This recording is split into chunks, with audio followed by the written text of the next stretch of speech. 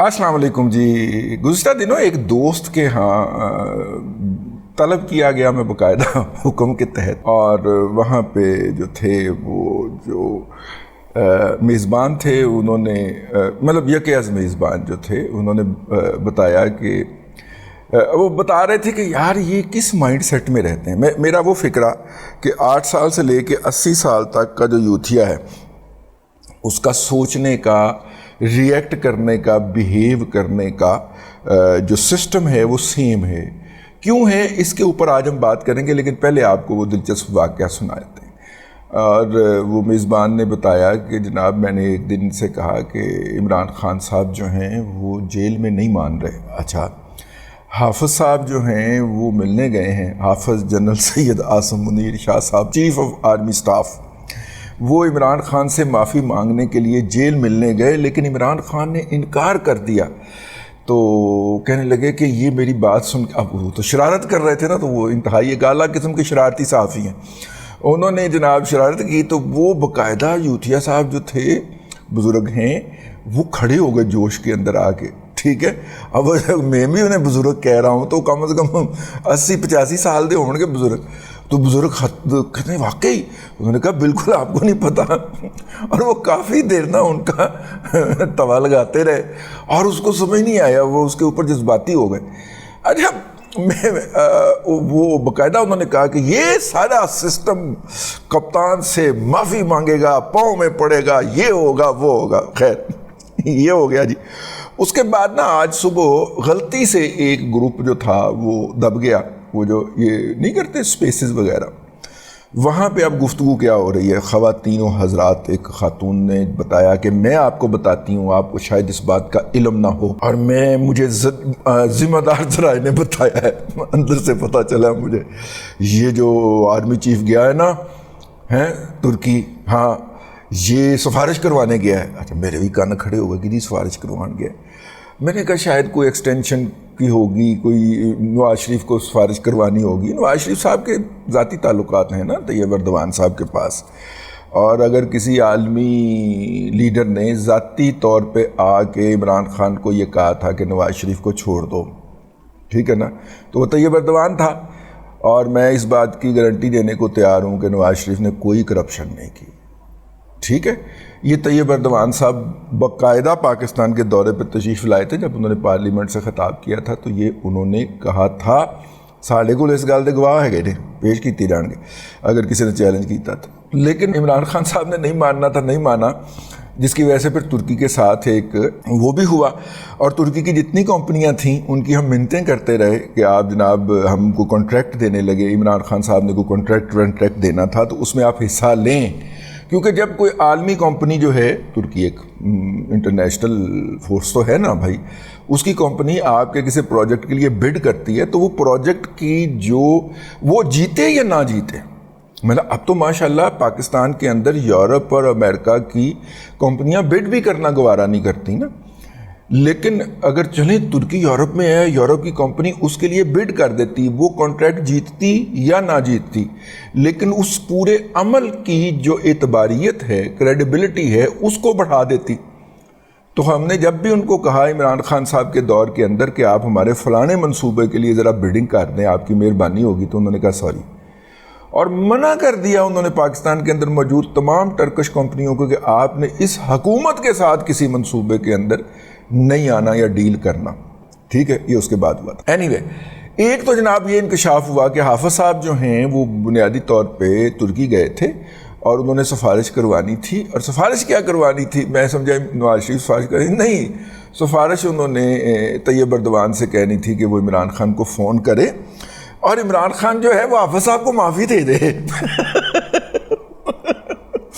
तो फिर क्या हुआ, अब वो यूथन बता रही थी, फिर क्या हुआ, फिर तैयब अर्दवान ने फ़ोन किया, यानी तैयब अर्दवान ने फ़ोन चुकिया और कहा इमी क्या हाल है। ठीक है, अब तो मेंटल लेवल का अंदाज़ा करें, यार जिगर बड़ी, यार हाफ़िज़ को माफ़ी दे दे यार। ठीक है, यानी वो जेल में है, हफ्ते का उसको आधा घंटा फ़ोन करने की इजाज़त है अपने रिलेटिव्स के साथ बात करने के लिए। वकील तो खैर उनसे बराह रास्त मिल लेते हैं और फैमिली के मेंबर मिल लेते हैं, तो किसी और से बात करने के लिए उन्हें आधा घंटा हफ्ते का या 1 घंटा हफ्ते की बात करने की इजाज़त है। خیر تو اس نے فون اٹھایا اور اس نے فون کیا عمران خان کو. اچھا آگے سے کسی یوتھی یا یوتھر نے نہیں پوچھا کہ یار وہ تو جیل میں ہے تو وہاں پہ کیسے فون ملا ہوگا, لیکن سارے اب سن رہے ہیں پوری توجہ کے ساتھ. اور عمران خان نے منع کر دیا. عمران خان نے کہا میں نے معاف نہیں کرنا حافظ کو. ٹھیک ہے, اچھا جی میں اب اسی صدمے سے باہر نہیں آ رہا یار, یہ کیسے ہونک بونگے اور احمق لوگ ہیں کہ یہ اس کے اوپر بلیو کر گئے کہ واقعی حافظ صاحب جو ہیں وہ ترکی گئے ہوں گے اور انہوں نے رجب طیب اردوان کو کہا ہوگا کہ جہاں عمران خان سے مجھے معافی لے دے. توبہ توبہ توبہ توبہ. اچھا لیکن یہ کافی نہیں تھا. اگلا تھا کہ آپ کو پتہ ہے کہ اس نے واپس پاکستان کیوں نہیں آیا. MBS جو ہے, MBS پاکستان اس لیے نہیں آیا کہ اس نے کہا کہ میرا دوست جو ہے وہ تو جیل میں ہے, میرا بھائی جو جیل میں ہے, تو میں تو پاکستان ایسے کسی پاکستان کے اندر قدم نہیں رکھ سکتا جس کے اندر جو ہے وہ میرا بھائی جو ہے وہ جیل میں بند کیا ہو, تو لہٰذا وہ اس وجہ سے پاکستان نہیں آیا. اس کے اوپر لوگوں نے کہا یہ انہوں نے آئسولیٹ کر دیا پاکستان کو, یہ کر دیا وہ کر دیا. اچھا جی دوسری ہے بھی ایسی برداشت کر لی. تیسرا جناب ایک اور جناب امریکہ کا کوئی ٹیکساس کا یوتھیا تھا, وہ فوری طور پہ آیا کہتا ہے اس سے بڑی بات میں آپ کو بتانے چلا ہوں. پاکستان کے اندر جو ہے وہ پیٹرول کا کرائسس ہونے لگا ہے, آئل کا کرائسس پیدا ہونے لگا ہے, اس کی شارٹیج ہو جائے گی, اس کی کمی ہو جائے گی, ملنا نہیں, لینے لگیں گے. انہوں نے کہا وہ کیوں؟ تو MBS نے فیصلہ کیا ہے کہ وہ پاکستان کو آئل نہیں دے گا. اچھا MBS جو ہے وہ پاکستان کا بیشتر حصہ ہم خریدتے ہیں سعودیہ سے لیتے ہیں, اور وہ والا حصہ خاص طور پہ جو وہ قرض پہ دیتا ہے, $3 ارب کا انہوں نے وہ قرض دیا ہوا ہے نا, ہمیں سرکولیٹ ہوتا رہتا ہے, تو وہ قرض پہ دیتا ہے ہمیں, تو وہ پھر بعد میں ہم ان کو پیسے واپس کرتے ہیں, تو پھر اسی اماؤنٹ کا ہم پھر ان سے ادھار تیل لے لیتے ہیں تاکہ پاکستان کے زر مبادلہ کے اوپر تھوڑا سا پریشر کم ہو جائے. باقی 60% تو ہم دوسری جگہ سے خریدتے ہیں نا, اور زیادہ تر کویت کا جو مافیا ہے, آئل مافیا, وہ پاکستان میں آپریٹ کرتا ہے, اور باقی ہم کویت والے مافیا سے لیتے ہیں, اس طرح کر کے دوسرے ممالک سے لے لیتے ہیں. سعودیہ کا جو تیل جو براہ راست گورنمنٹ ٹو گورنمنٹ ڈیل ہوتی ہے وہ تو آتی ہے براہ راست منسٹری آف پیٹرولیم کے ذریعے, لیکن دوسرا جو امپورٹ ہوتی ہے یا ہم اوپن بڈنگ کرتے ہیں وہ زیادہ تر پاکستان میں کویت مافیا جو ہے, آئل کا مافیا جو ہے وہ ڈیل کرتا ہے. تو بقول ان کے کہ پاکستان کے اندر بحران پیدا ہو جائے گا, اور آئل جو ہے وہ سعودی عرب نے دینے سے انکار کر دیا ہے, اور جس کے نتیجے کے اندر اب دیکھیے کیسے زندگی سٹینڈ سٹل آ جائے گی, یہ اور کریں قید بند. ٹھیک ہے, یہ ہے وہ 4-5 اطلاعات جو میں نے گزشتہ ایک ہفتے کے اندر آبزرو کی ہیں. تو پھر میں نے سوچا کہ یہ کس مائنڈ سیٹ میں رہتے ہیں, ٹھیک ہے, یہ کس دنیا کے اندر رہنے اور بسنے والے لوگ ہیں. دیکھیے دنیا کی کم از کم 6 ممالک کے اندر یہ والا ایکسپیریمنٹ ہوا ہے جس کو ہم ایکو چیمبر یا ببل تھیری کہتے ہیں, اور جب یہ پھٹتا ہے تو اس کے بعد ایک پوری جنریشن خراب ہو جاتی ہے. ٹھیک ہے, ایکو چیمبر کیا ہوتا ہے کہ جہاں پہ آپ کو اپنی آواز گھوم کے واپس آنا شروع ہو جاتی ہے. 3 تھیریز ہیں نا, media support theory. Support theory یہ کہتی ہے کہ آپ وہ بات سننا چاہتے ہیں جو آپ کے دل کے اندر ہوتی ہے. ٹھیک ہے, آپ اپنے لیڈر کی تعریف سننا چاہتے ہیں.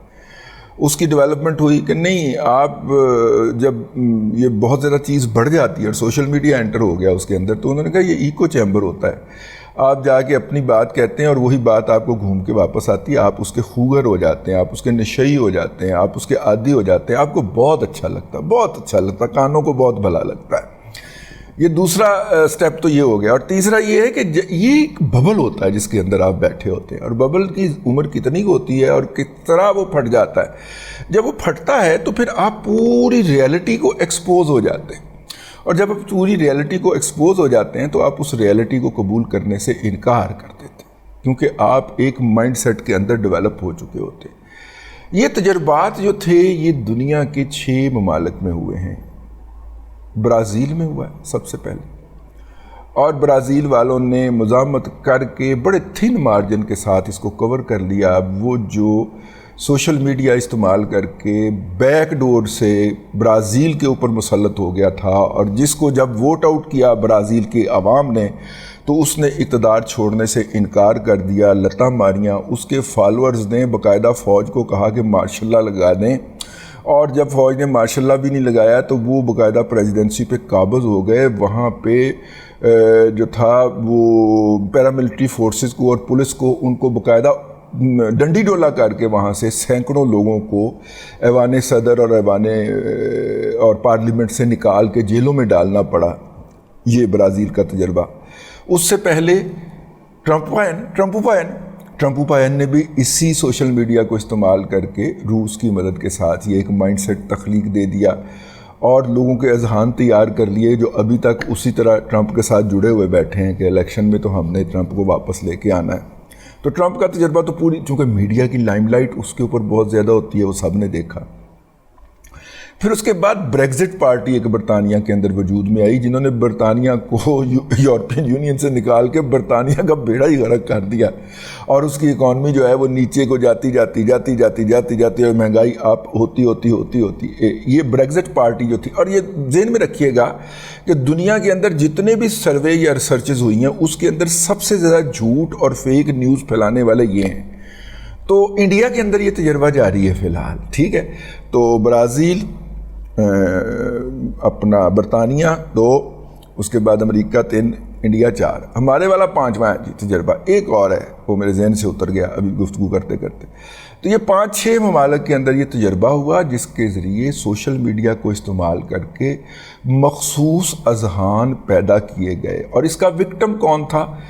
ہر وہ شخص جو سوشل میڈیا کو اپنی خبر کا ذریعہ سمجھتا ہے اور جس کو خبر کی اتھینٹسٹی کو چیک کرنے کے بارے میں کوئی بنیادی تربیت نہیں ہے کہ یہ خبر درست ہے یا غلط ہے. وہ یہ سمجھتا ہے کہ اس کے 80,000 کے یا 2 لاکھ کے یا 9 لاکھ کے موبائل کے اوپر ایک چیز آ گئی ہے کسی واٹس ایپ گروپ میں، کسی ٹویٹر پہ، کسی فیس بک کے اوپر، تو وہ اتھینٹک ہے، وہ معتبر ہے.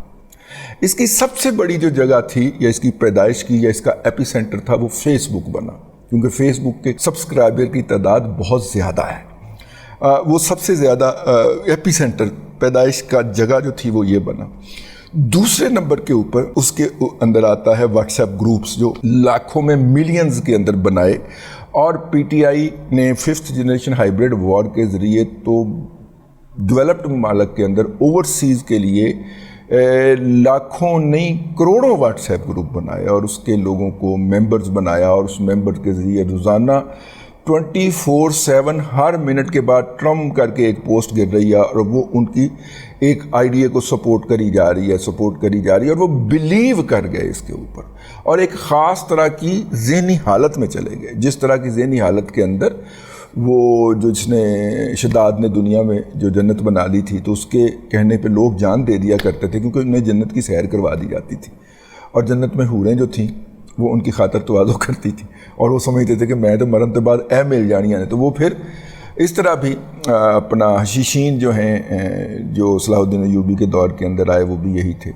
تو یہ موجودہ دور کے حشیشین ہیں جن کو دنیا جو ہے وہ کروا دی گئی، جنت کی سیر کروائی جا چکی ہے اور یہ اپنی اس جنت میں مقیم رہتے ہیں. برطانیہ میں حکومت کی دی ہوئی خیرات پہ پلنے والے یہ جو کیڑے ہیں ان کا خیال ہے کہ ہم کیڑوں کی زندگی گزار رہے ہیں. اور اگر نواز شریف کے گھر کے باہر مظاہرہ کرتے ہوئے مجھے کسی نے تھپڑ مار دیا اور میں پوری کوشش کروں گی کہ مجھے کوئی تھپڑ مار دے، لوگوں کے گریبان پکڑوں گی، لوگوں کے گلے لگوں گی، اگر مجھے یہ کر دے گا تو برطانیہ کے اندر میرا سٹے کرنے کا جو کیس ہے وہ مضبوط ہو جائے گا، جڑا کہ پہلے میں عدالت فائل کیتا ہوا ہے اور سٹے لیا ہوا ہے، لیکن امید ہے کہ مینوں وہ ڈپورٹ کر دیں گے. اس کے بعد پھر میں کہوں گی کہ مجھے پاکستان میں خطرہ ہے. نواز شریف صاحب واپس آ رہے ہیں اور نواز شریف کے واپس آنے کے بعد بہت سارے لوگوں کے کیسز جو ہیں برطانیہ میں مستقل قیام کے وہ مضبوط ہو جائیں گے، کیونکہ وہ جا کے کہیں گے کہ ہم نے نواز شریف کے گھر کے باہر مظاہرہ کیا تھا، اس کو گالیاں بکی تھیں، اس کے بچوں کو دھمکیاں دی تھیں، اب چونکہ وہ پاکستان کا پرائم منسٹر بن گیا ہے اس لیے ہماری جان کو خطرہ ہے، تو اس لیے ہمیں برطانیہ میں رہنے کی اجازت دی جائے. اب تک کے لیے اتنا ہی. اگلے ولاگ کے اندر پھر حاضری ہوگی. اللہ تبارک و تعالیٰ آپ کو آسانیاں عطا کرے اور آسانیاں خلق خدا میں تقسیم کرنے کی توفیق عطا کرے.